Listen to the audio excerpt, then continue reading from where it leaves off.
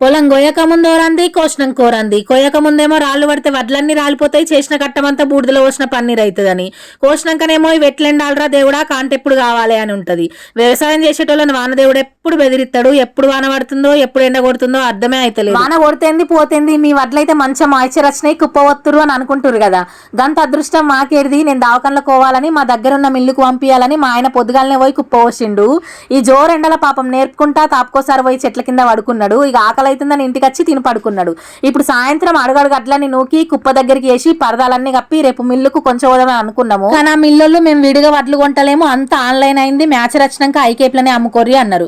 ఇకేముంది చేసేదేం లేక మళ్ళీ తెల్లారి నుంచి నేర్పుకుంటున్నాము. అట్టిగా 2 రోజులు నేర్పినా అయిపో మ్యాచర్ వచ్చి కుప్పవాడు. మ్యాచర్ అంటే అర్థం కాలేదు కదా, మా సైడ్ వాళ్ళకైతే అర్థం అవుతుంది. మాయిశ్చర్ ని మ్యాచర్ అంటారు. అడ్లల్లో తేమ 15 నుంచి 18 మధ్యలో ఉంటే అడ్లు కాంటకు పెడతారు. అట్లా రావడానికి అడ్లు మంచి ఎండవస్తారు. అట్లనే తేమ శాతం తక్కువ ఉండి మిల్లులలో బియ్యం పట్టించినప్పుడు నూకలు కాకుండా ఉంటాయి. వీళ్ళు ఎట్లా అడ్లు మీదకి ఎగ్గుతున్నారో నేను కూడా గట్లే చేద్దామని 2 పారాలు పైకి వచ్చిన.